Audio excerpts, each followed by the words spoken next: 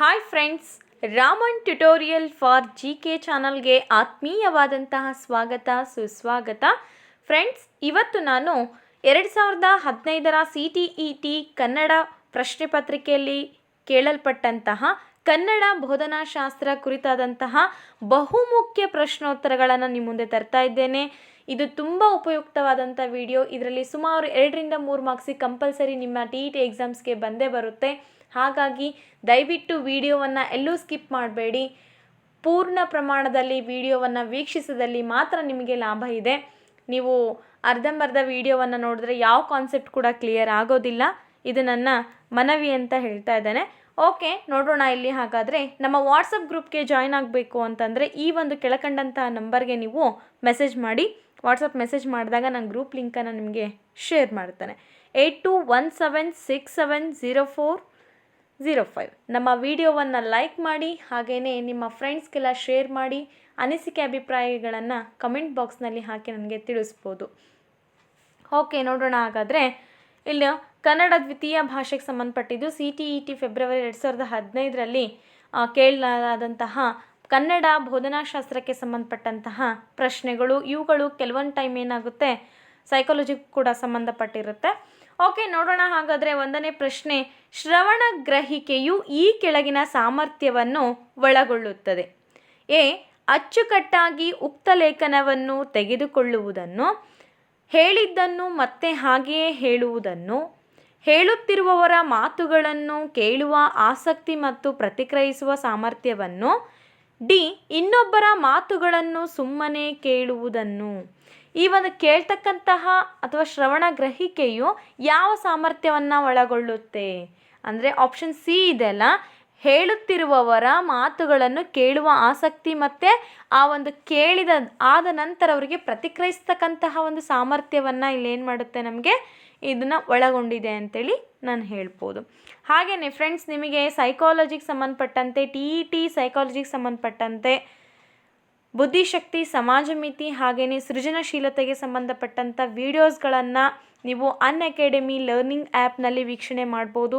ನೀವು ಅನ್ಅಕಾಡೆಮಿ ಲರ್ನಿಂಗ್ ಆ್ಯಪನ್ನು, ಎಜುಕೇಟ್ ಆ್ಯಪನ್ನು ಡೌನ್ಲೋಡ್ ಮಾಡ್ಕೊಂಡ್ಬಿಟ್ಟು ಅಲ್ಲಿ ಚನ್ನಬಸಪ್ಪ ಪುಟ್ಟಪ್ಪ ಅಂತ ಹೇಳ್ಬಿಟ್ಟು ನೀವು ಸರ್ಚ್ ಮಾಡಿದಲ್ಲಿ ಅವ್ರು ಮಾಡಿರ್ತಕ್ಕಂಥ ಎಲ್ಲ ವೀಡಿಯೋಸ್ಗಳು ನಿಮಗೆ ದೊರಕುತ್ತೆ. ತುಂಬ ಇಂಪಾರ್ಟೆಂಟ್ ಪ್ರಶ್ನೆಗಳಿದ್ದಾವೆ. Don't miss them. ಓಕೆ, ಹಾಗಾದರೆ ನಾನು ಮುಂದಿನ ಪ್ರಶ್ನೆಯನ್ನು ನೋಡ್ತೇನೆ. ಸರ್ಚ್ ಮಾಡಿ ಚನ್ನಬಸಪ್ಪ ಅಂತ ಹೇಳ್ಬಿಟ್ಟು. ರಕ್ಷಣಾ ತಂತ್ರಗಳ ಬಗ್ಗೆಯೂ ಕೂಡ ಇದೆ. ಹಾಗೆಯೇ ಫ್ರೆಂಡ್ಸ್, ಇಲ್ಲಿ ನಾನು 2ನೇ ಪ್ರಶ್ನೆ ನೋಡೋಣ. ನಾವು ಭಾಷೆಯನ್ನು ಉಪಯೋಗಿಸುತ್ತೇವೆ. ಯಾವುದಕ್ಕೋಸ್ಕರ ಭಾಷೆಯನ್ನು ಉಪಯೋಗಿಸ್ತೀವಿ ನಾವು ಗೊತ್ತಾಗಬೇಕಲ್ವಾ? ಸೊ ಹಾಗಾದರೆ ನೋಡೋಣ. ಈಗ ಕೇಳಲು, ಓದಲು, ಬರೆಯಲು, ಸಂವಹನಿಸಲು. ಹಾಗಾದರೆ ಭಾಷೆಯನ್ನು ಎದಕ್ಕೆ ಯೂಸ್ ಮಾಡ್ತೀವಿ ನಾವಿಲ್ಲಿ ಅಂದರೆ ಆಪ್ಷನ್ ಸಂವಹನಿಸಲು. ಡಿ, ಒಂದು ಭಾಷೆ ನಮಗೆ ಅವಶ್ಯಕತೆ ಇದೆ. ಎದಕ್ಕೆ ಅವಶ್ಯಕತೆ ಇದೆ ಅಂತಂದರೆ ಒಬ್ಬರಿಂದ ಇನ್ನೊಬ್ಬರಿಗೆ ಸಂವಹನ ಕ್ರಿಯೆ, ಕಮ್ಯುನಿಕೇಷನ್ ಡೆವಲಪ್ಮೆಂಟ್ ಆಗೋದಕ್ಕೆ ಭಾಷೆ ಭಾಳ ಯೂಸ್ ಆಗುತ್ತೆ. ಹಾಗಾದರೆ ಮುಂದಿನ ಪ್ರಶ್ನೆನ ನೋಡೋಣ ನಾವೀಗ. 3ನೇ ಪ್ರಶ್ನೆ ಫ್ರೆಂಡ್ಸ್, 6ನೇ ತರಗತಿಗೆ ಬೋಧಿಸುವ ಒಬ್ಬ ಭಾಷಾ ಬೋಧಕಿ ತನ್ನ ವಿದ್ಯಾರ್ಥಿಗಳು ಒಳ್ಳೆಯ ಬರಹಗಾರರಾಗಬೇಕೆಂದು ಬಯಸುತ್ತಾಳೆ. ಆಕೆ ಮಕ್ಕಳಿಗೆ ಮೊದಲ ಕೆಲ ಚಿಕ್ಕ ವಿಷಯಗಳನ್ನು ಗುರುತಿಸಿಕೊಂಡು ಆಮೇಲೆ ಆ ಎಲ್ಲ ವಿಷಯಗಳನ್ನು ಒಂದುಗೂಡಿಸಿ ಬರೆದು ನಂತರ ತಮ್ಮ ಜೊತೆಗಾರರೊಂದಿಗೆ ಚರ್ಚಿಸಬೇಕು ಎಂದು ಸೂಚಿಸುತ್ತಾಳೆ. ಈ ಬೋಧಕಿಯು ಬರೆಯುವಿಕೆಯನ್ನು ಹೇಗೆ ನೋಡ್ತಾಳೆ? ಪ್ರಶ್ನೆ ಸರಿಯಾಗಿ ಅರ್ಥ ಮಾಡ್ಕೊಳ್ಳಿ. ಒಂದು ಪ್ರಕ್ರಿಯೆಯಾಗಿ ನೋಡ್ತಾಳ ಬರೆಯೋದನ್ನು, ಅಥವಾ ಒಂದು ಪ್ರಬಂಧವಾಗಿ ನೋಡ್ತಾಳ, ಒಂದು ಚರ್ಚೆಯಾಗಿ ನೋಡ್ತಾಳ, ಒಂದು ಉತ್ಪಾದನೆಯನ್ನಾಗಿ ನೋಡ್ತಾಳ? ಅಂದರೆ ಇಲ್ಲಿ ಬರವಣಿಗೆ ಏನಾಗುತ್ತೆ ಅಂತಂದರೆ ಇಲ್ಲಿ ಒಂದು ಪ್ರಬಂಧವಾಗಿ ನೋಡ್ತಾಳ ಅಥವಾ ಒಂದು ಪ್ರಕ್ರಿಯೆಯಾಗಿ ನೋಡ್ತಾಳ ಅಂತಂದರೆ ಇಲ್ಲಿ ಒಂದು ಪ್ರಕ್ರಿಯೆಯಾಗಿ ಬರವಣಿಗೆಯನ್ನು ಇಲ್ಲಿ ಅವಳು ನೋಡ್ತಾಳೆ. ಪ್ರಶ್ನೆಯನ್ನು ಸರಿಯಾಗಿ ಅರ್ಥ ಮಾಡ್ಕೋಬೇಕು. ಅರ್ಥ ಮಾಡ್ಕೊಂಡಲ್ಲಿ ನಿಮಗೆ ಉತ್ತರವನ್ನು ಈಸಿಯಾಗಿ ಹುಡುಕ್ಬೋದು. ಹಾಗೆ 4ನೇ ಪ್ರಶ್ನೆ, ಒಬ್ಬ ಶಿಕ್ಷಕಿಯು ತನ್ನ ವಿದ್ಯಾರ್ಥಿಗಳಿಗೆ ತನ್ನ ತಂದೆ, ತನ್ನ ತಾಯಿ ಎಂಬ ವಿಷಯ ಕುರಿತು ಪ್ರಬಂಧ ಬರೆಯಲು ಹೇಳಿದ್ದಾರೆ. ಆಕೆ ತನ್ನ ವಿದ್ಯಾರ್ಥಿಗಳಿಗೆ ಕೊಡಬಹುದಾದಂತಹ ಮುಖ್ಯ ಸೂಚನೆ ಏನನ್ನು ಕೊಡ್ಬೋದವಳು ಮುಖ್ಯ ಸೂಚನೆಯನ್ನಾಗಿ? ನೋಡೋಣ. ನಿಮ್ಮ ಅನುಭವದಿಂದ ಬರೆಯಿರಿ, ಅಥವಾ ಕಾಗುಣಿತದ ಬಗ್ಗೆ ಎಚ್ಚರಿಕೆ ಇರಲಿ, ಗೈಡ್ ಪುಸ್ತಕವನ್ನು ನೋಡಿ ಅದೇ ರೀತಿಯಲ್ಲಿ ಬರೆಯಿರಿ, ಅಥವಾ ಚೊಕ್ಕವಾಗಿ ಮತ್ತು ಸರಿಯಾಗಿ ಬರೆಯಿರಿ. ಯಾವ ಇಲ್ಲಿ ಒಂದು ಮಾರ್ಗದರ್ಶನ ನಾವು ಕೊಡಬೇಕಾಗುತ್ತೆ ಮಕ್ಕಳಿಗೆ. ಒಬ್ಬ ಶಿಕ್ಷಕಿ ತನ್ನ ತಾಯಿ ಬಗ್ಗೆ ಬರೀರಿ ಅಂತೇಳಿ ಒಂದು ಪ್ರಬಂಧ ಕೊಟ್ಟಾಗ ಏನು ಕೊಡಬೇಕು, ಯಾವ ಒಂದು ಮಾಹಿತಿಯನ್ನು, ಯಾವ ಒಂದು ಮುಖ್ಯ ಸೂಚನೆಯನ್ನು ಮಕ್ಕಳಿಗೆ ನೀಡಬೇಕು ಅಂತಂದರೆ ಆ ಮಕ್ಕಳ ಅನುಭವದಿಂದ ಆ ಒಂದು ಪ್ರಬಂಧವನ್ನು ಬರೀಲಿಕ್ಕೆ ಸಾಧ್ಯ, ತಾಯಿ ಬಗ್ಗೆನ ಅಲ್ವಾ. ಇಲ್ಲಿ ಕಾಗುಣಿತದ ಬಗ್ಗೆ ಎಚ್ಚರಿಕೆ ಇರಲಿ ಅಂತೇಳಿ ನಾವು ಕೊಡಲಿಕ್ಕಾಗಲ್ಲ, ಯಾಕೆಂದರೆ ಕಾಗುಣಿತ ಅಲ್ಲಿ ಇಲ್ಲಿ ತಪ್ಪಾಗೋದು ಸಹಜ. ಆಮೇಲೆ ಗೈಡ್ ಪುಸ್ತಕವನ್ನು ನೋಡಿ ಬರೋದ್ರಿಂದ ಮಗು ಏನು ಇದು ಮುಖ್ಯ ಸೂಚನೆ ಆಗೋದಿಲ್ಲ. ಆಮೇಲೆ ಚೊಕ್ಕವಾಗಿ ಸರಿಯಾಗಿ ಬರೆಯೋದು ಇದು ಬರವಣಿಗೆ ಲಕ್ಷಣ ಅಲ್ಲ. ಮೊದಲು ಅನುಭವವನ್ನು ವ್ಯಕ್ತಪಡಿಸ್ಬೇಕಾಗುತ್ತಲ್ಲ. ಹಾಗಾಗಿ ಅವರ ಅನುಭವದಿಂದ ಬರಿತಕ್ಕಂಥ ಒಂದು ಸೂಚನೆಯನ್ನು ನಾವು ಕೊಡಬೇಕು. ಹಾಗೆಯೇ ಮುಂದಿನ ಪ್ರಶ್ನೆ, 5ನೇ ಪ್ರಶ್ನೆ ಫ್ರೆಂಡ್ಸ್. ಶಾಲೆಯಲ್ಲಿ ಯಶಸ್ವಿಯಾಗಿ ಕನ್ನಡ ಕಲಿಯಲು ಇರುವ ದಾರಿ ಎಂದರೆ ಸರಿಯಾದ ಉಚ್ಚಾರಣೆಯನ್ನು ಕಲಿಯುವುದು, ಕನ್ನಡವನ್ನು ಬಳಸಲು ಸರಿಯಾದ ಅವಕಾಶಗಳು ಪಡೆಯುವುದು, ಒಬ್ಬ ಸ್ಥಳೀಯ ಶಿಕ್ಷಕರನ್ನು ನೇಮಿಸುವುದು, ವ್ಯಾಕರಣ ನಿಯಮಗಳನ್ನು ಅನುಕ್ರಮವಾಗಿ ಕಲಿಯುವುದು. ಹಾಗಾದರೆ ಏನು ಮಾಡಬೇಕು ನಾವಿಲ್ಲಿ? ಒಂದು ಶಾಲೆ ಇದೆ, ಮಕ್ಕಳಿಗೆ ಕನ್ನಡ ಬರೋದಿಲ್ಲ, ಆ ಮಕ್ಕಳಿಗೆ ನಾವು ಕನ್ನಡವನ್ನು ಚೆನ್ನಾಗಿ ಕಲಿಸ್ಬೇಕಪ್ಪ ಅಂತಂದರೆ ನಾವು ಪ್ರಮುಖವಾಗಿ ಕೈಗೊಳ್ಳಬೇಕಾದಂಥ ಅಂಶ ಏನಪ್ಪ, ಒಂದು ದಾರಿ ಏನಪ್ಪ ಅಂದರೆ ಕನ್ನಡವನ್ನು ಬಳಸಲು ಸರಿಯಾದ ಅವಕಾಶಗಳನ್ನು ಪಡೆಯೋದು. ಯಾವ್ಯಾವ ಸಂದರ್ಭದಲ್ಲಿ ನಾವು ಕನ್ನಡವನ್ನು ಬಳಸಬೇಕು ಅಂತಕ್ಕಂಥ ಅರಿವು ನಮ್ಮಲ್ಲಿ ಇದ್ದಾಗ ಆ ಅವಕಾಶಗಳನ್ನು ನಾವು ಕಲ್ಪಿಸಿಕೊಟ್ಟಾಗ ಆ ಶಾಲೆಯಲ್ಲಿ ಯಶಸ್ವಿಯಾಗಿ ಕನ್ನಡ ಕಲಿಯೋದಕ್ಕೆ ಇರ್ತಕ್ಕಂಥ ಸೂಕ್ತ ದಾರಿ ಅಂತ ಹೇಳ್ಬೋದು ಅಲ್ವಾ. ಮುಂದಿನ ಪ್ರಶ್ನೆ ನೋಡೋಣ ಫ್ರೆಂಡ್ಸ್. 6ನೇ ಪ್ರಶ್ನೆ. ಭಾಷಾ ಪಠ್ಯಗಳಲ್ಲಿ ಪ್ರತಿ ಪಾಠದ ಕಡೆಯಲ್ಲಿ ಕೊಡುವ ಚಟುವಟಿಕೆ ಮತ್ತು ಅಭ್ಯಾಸಗಳು ಉದ್ದೇಶಿಸುವುದು ಇದನ್ನಲ್ಲ. ಕಲಿಯುವವರ ಚಿಂತನಾಶೀಲತೆ ಮತ್ತು ಪ್ರತಿಸ್ಪಂದನೆಯನ್ನು ಚುರುಕುಗೊಳಿಸುವುದು, ಕಂಠಪಾಠ ಮಾಡುವ ಸಾಮರ್ಥ್ಯವನ್ನು ಹೆಚ್ಚಿಸುವುದು, ಕಲಿಯುವವರ ಒಟ್ಟು ಪಠ್ಯದ ಅರ್ಥವನ್ನು ಗ್ರಹಿಸುವ ಸಾಮರ್ಥ್ಯವನ್ನು ಹೆಚ್ಚಿಸುವುದು, ಕಲಿಯುವವರ ಚಿಂತನಾಪೂರ್ವಕ ಅಭಿವ್ಯಕ್ತಿಯನ್ನು ಹೆಚ್ಚಿಸುವುದು. ಹಾಗಾದರೆ ಏನಿಲ್ಲಿ ಭಾಷಾ ಪಠ್ಯಗಳಲ್ಲಿ ಪ್ರತಿ ಪಾಠದ ಕಡೆಯಲ್ಲಿ ಕೊಡ್ತಕ್ಕಂಥ ಚಟುವಟಿಕೆ ಮತ್ತು ಅಭ್ಯಾಸಗಳು ಉದ್ದೇಶಿಸುವುದು ಇದನ್ನಲ್ಲ ಅಂದರೆ ಯಾವುದನ್ನಲ್ಲಪ್ಪ ಅಂದರೆ ಕಂಠಪಾಠ ಮಾಡುವಂಥ ಸಾಮರ್ಥ್ಯವನ್ನು ಹೆಚ್ಚಿಸುವುದು ಅಲ್ವಾ. ಮುಂದಿನ ಪ್ರಶ್ನೆ ನೋಡೋಣ ಫ್ರೆಂಡ್ಸ್. 7ನೇ ಪ್ರಶ್ನೆ. ಸೃಜನಶೀಲ ಬರಹಕ್ಕೆ ಹಲವಾರು ಉದ್ದೇಶಗಳಿವೆ, ಅದರಲ್ಲಿ ಈ ಒಂದು ಕೆಳಗೆ ಕೊಟ್ಟಿರ್ತಕ್ಕಂಥ ಒಂದು ಪ್ರಮುಖವಾದಂತಹ ಉದ್ದೇಶ ಯಾವುದು? ವ್ಯಾಕರಣ ಜ್ಞಾನವನ್ನು ಹೆಚ್ಚಿಸುವುದು, ಆತ್ಮಾಭಿವ್ಯಕ್ತಿಯನ್ನು ಹೆಚ್ಚಿಸುವುದು, ಸಂವಹನ ಸಾಮರ್ಥ್ಯವನ್ನು ಹೆಚ್ಚಿಸುವುದು, ಕಾಗುಣಿತದ ದೋಷಗಳನ್ನು ತಿದ್ದುವುದು. ಯಾವುದು ಅದರಲ್ಲಿ ಪ್ರಮುಖವಾದಂಥ ಉದ್ದೇಶ? ನಾವು ಹೇಳಿದ್ವಲ್ಲ, ಇಲ್ಲಿ ಆತ್ಮಾಭಿವ್ಯಕ್ತಿಯನ್ನು ನಾವು ಹೆಚ್ಚಿಸಬೇಕಾಗುತ್ತೆ. ಸೃಜನಶೀಲತೆ ಇದೊಂದು ಪ್ರಮುಖವಾದಂತಹ ಏನಂತ ಹೇಳ್ಬೋದು ಉದ್ದೇಶ. ಹಾಗೆಯೇ 7ನೇ ತರಗತಿಯ ಕನ್ನಡ ಶಿಕ್ಷಕರು ತಮ್ಮ ವಿದ್ಯಾರ್ಥಿಗಳು ಮಾತನಾಡುವ ಸಾಮರ್ಥ್ಯವನ್ನು ಅಭಿವೃದ್ಧಿಪಡಿಸಿಕೊಳ್ಳಲಿ ಎಂದು ಆಶಿಸುತ್ತಾರೆ. ಅವರು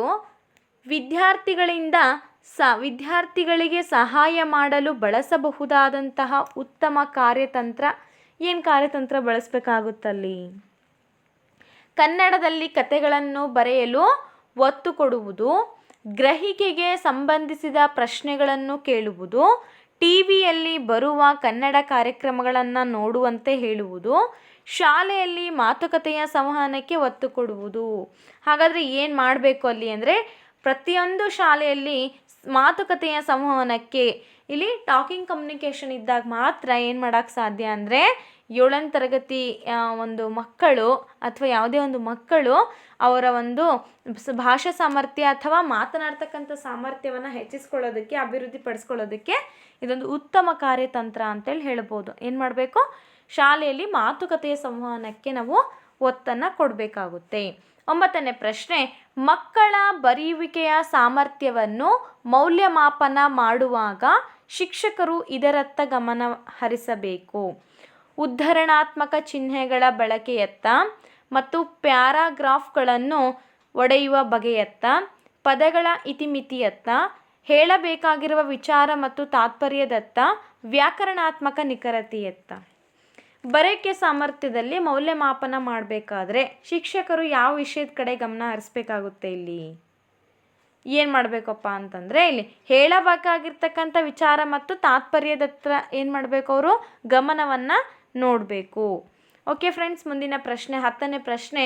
ಮಕ್ಕಳು ಶಾಲೆಗೆ ಸೇರಿದಾಗ ಅವರೊಂದಿಗೆ ಒಂದು ಭಾಷೆಯನ್ನು ತರ್ತಾರೆ. ಒಂದು ಬಹುಭಾಷಿಕ ದೇಶದಲ್ಲಿ ಶಾಲೆಗಳು ಅವರ ಮನೆ ಭಾಷೆಯನ್ನು ಪರಿಗಣಿಸಬೇಕಾಗುತ್ತೆ. ಯಾಕೆಂದರೆ ನಾವು 2000ಕ್ಕೂ ಮೇಲ್ಪಟ್ಟು ಭಾಷೆಗಳನ್ನು ಭಾರತದಲ್ಲಿ ನೋಡಬಹುದು. ಅದು ಅವರ ಶಾಲೆಯ ಭಾಷೆಯೂ ಹೌದು. ಅದು ಮಕ್ಕಳಿಗೆ ಸರಾಗವಾಗಿ ಬಳಸಲು ಬರುವ ಭಾಷೆ.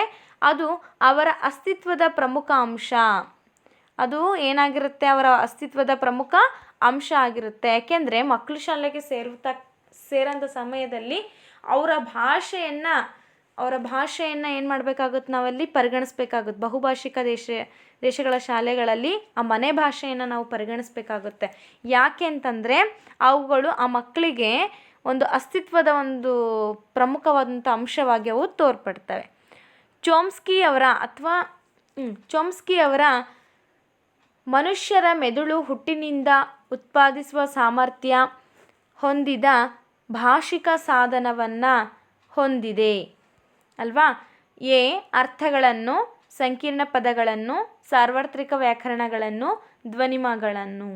ಹಾಗಾದರೆ ಇಲ್ಲಿ ಸರಿಯಾದಂಥ ಉತ್ತರವನ್ನು ನಾವು ನೋಡ್ಬೋದು. ಸಾರ್ವತ್ರಿಕ ವ್ಯಾಕರಣವನ್ನು ಏನು ಮಾಡಿರುತ್ತೆ? ಅದು ಭಾಷಿಕ ಸಾಧನವನ್ನು ಹೊಂದಿದೆ ಅಂತ ಹೇಳ್ಬೋದು.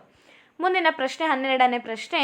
ತೆರೆದ ಸಾಧ್ಯತೆಯ ಪ್ರಶ್ನೆಗಳ ಅತಿ ಮುಖ್ಯ ಲಕ್ಷಣವೆಂದರೆ ಆ ತರಹದ ಪ್ರಶ್ನೆಗಳು ವಿವಿಧ ಅರ್ಥಗಳನ್ನು ನೀಡುತ್ತವೆ. ಆ ತರಹದ ಪ್ರಶ್ನೆಗಳು ಉತ್ತರಿಸಲು ಸವಾಲಿನಂತಿರುತ್ತವೆ. ಈ ಥರದಂಥ ಪ್ರಶ್ನೆಗಳು ಮೌಲ್ಯಮಾಪನಕ್ಕೆ ಕಷ್ಟವಾಗಿಸುತ್ತವೆ.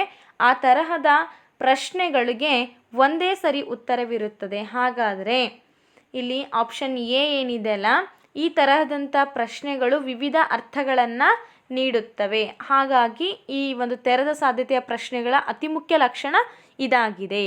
ಮುಂದಿನ ಪ್ರಶ್ನೆ 13ನೇ ಪ್ರಶ್ನೆ ಫ್ರೆಂಡ್ಸ್. ಮಕ್ಕಳು ಗರುಡ ಪಕ್ಷಿಯನ್ನು ಕುರಿತು ಪದ್ಯವನ್ನು ಓದಲಿದ್ದಾರೆ.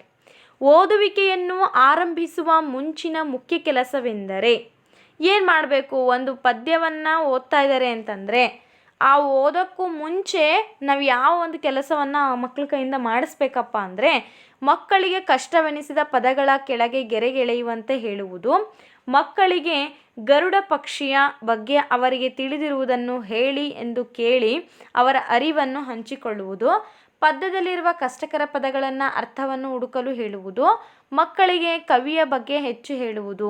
ಇಲ್ಲಿ ಒಂದು ಗರುಡ ಅಂತಕ್ಕಂಥ ಒಂದು ಪಕ್ಷಿಯನ್ನು ಕುರಿತದಂಥ ಪದ್ಯ ಇದೆ ಮಕ್ಕಳಿಗೆ ಅಂತಂದರೆ ಆ ಗರುಡದ ಪರಿಕಲ್ಪನೆ ಬರಬೇಕು ಮಕ್ಕಳಿಗೆ.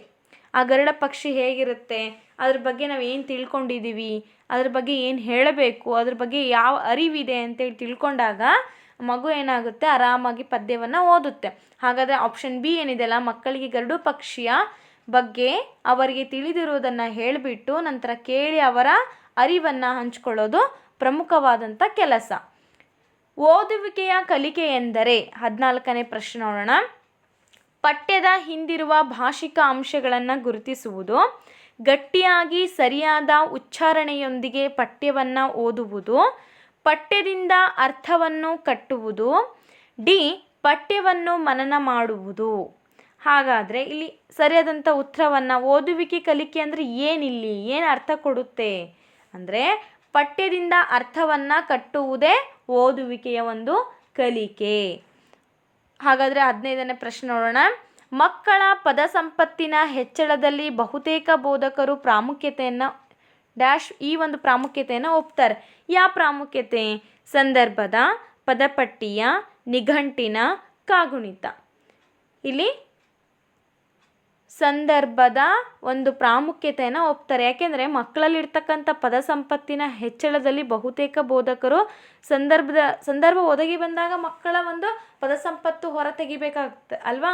ಈ ಒಂದು ಪ್ರಾಮುಖ್ಯತೆಯನ್ನು ಎಲ್ಲ ಒಂದು ಎಜುಕೇಟರ್ಸ್ ಏನು ಮಾಡ್ತಾರೆ, ಒಪ್ತಾರೆ ಅಂತೇಳಿ ಹೇಳ್ಬೋದು. ಹಾಗಾದರೆ ಫ್ರೆಂಡ್ಸ್, ಇಲ್ಲಿವರೆಗೂ ಕೂಡ ನಾನು CTET ಪತ್ರಿಕೆಯನ್ನು ಬಿಡಿಸಿದ್ದೇನೆ. ತಮಗೆಲ್ಲರಿಗೂ ಇಷ್ಟ ಆಗಿದೆ ಅಂದ್ಕೊಳ್ತೇನೆ. ಈ ಸಾಮಾನ್ಯವಾಗಿ ಗದ್ಯ ಭಾಗಗಳು ಪದ್ಯ ಭಾಗಗಳು ಕೇಳ್ತಾರೆ, ಅವಕ್ಕೆಲ್ಲ ಆನ್ಸರ್ ಮಾಡ್ತೀರಾ, ಅಷ್ಟೊಂದು ನಾನು ಅದಕ್ಕೆ ಫೋಕಸ್ ಮಾಡ್ತಾ ಇಲ್ಲ. ಬೋಧನಾಶಾಸ್ತ್ರ ಸೋರ್ಸಸ್ಸು ತುಂಬ ಕಡಿಮೆ ಸಿಗ್ತಾ ಇದೆ. ಹಾಗಾಗಿ ಬೋಧನಾಶಾಸ್ತ್ರಕ್ಕೆ ಸಂಬಂಧಪಟ್ಟಂತಹ ವೀಡಿಯೋಸ್ಗಳನ್ನು ನಾನು ಪ್ರಸಾರ ಮಾಡ್ತಾ ಇದ್ದೇನೆ. ವಿಡಿಯೋ ಲೈಕ್ ಮಾಡಿ, ಶೇರ್ ಮಾಡಿ,